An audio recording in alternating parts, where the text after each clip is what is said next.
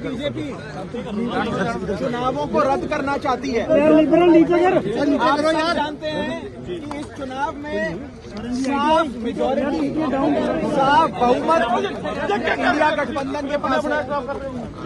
ये पहला सामना है, पहला मुकाबला है इंडिया गठबंधन बनाम भाजपा का, और इस चुनावों में साफ तौर पे बहुमत का आंकड़ा इंडिया गठबंधन के पास है। आप जानते हैं कि कुल मिलाकर मोबाइल थोड़ा नीचे यार मतदान होने हैं। 36 में से 20 से अधिक वोट इंडिया के पास हैं और 14 से 15 वोट भाजपा के पास है। और रुक जाओ यार, जिथे खड़े होना। इंडिया गठबंधन जीतने जा रहा है, लेकिन अपनी हार को अपनी आंखों के सामने एक कायर बीजेपी चुनावों को रद्द कर रही है और गैर कानूनी हथकंडे अपना रही है। सबसे पहले इन लोगों ने सेक्रेटरी इलेक्शन को बीमार कर दिया। आज इन लोगों ने चुनाव में जो प्रिसाइडिंग ऑफिसर होते हैं उनको बीमार कर दिया। ऐसा लगता है कि पूरी की पूरी बीजेपी इंडिया गठबंधन को अपने सामने देख बीमार हो गई। और बीजेपी क्या मैसेज देना चाहती है इस देश में कि ये इस देश का लोकतंत्र इतना कमजोर है कि जब बीजेपी चुनाव जीतने की स्थिति में होगी तो चुनाव होगा, लेकिन अगर भाजपा ये चुनाव हार रही है तो चुनाव नहीं होगा।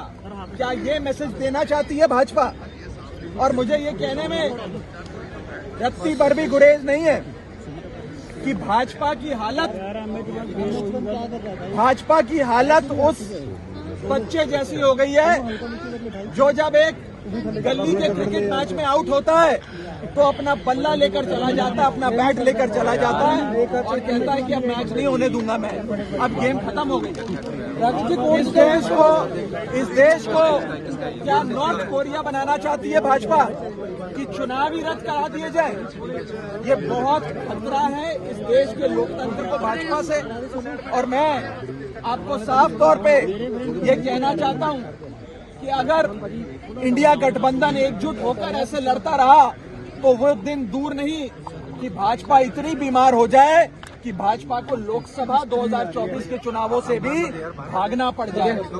आम आदमी पार्टी ये फैसला और कांग्रेस पार्टी हम सब ने मिलकर ये फैसला लिया है कि हम हाईकोर्ट का दरवाजा खटखटाएंगे, कोर्ट में जाकर इंसाफ की, न्याय की गुहार लगाएंगे और हर संभव प्रयास करेंगे कि मेयर का चुनाव हो जिसमें साफ तौर पे इंडिया गठबंधन जीत रहा है और भाजपा हार रही है।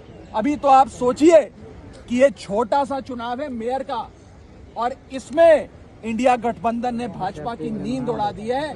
2024 के लोकसभा चुनाव में भाजपा का क्या हश्र इंडिया गठबंधन और भारत की 135 करोड़ आबादी करेगी, ये आप सोच सकते हैं।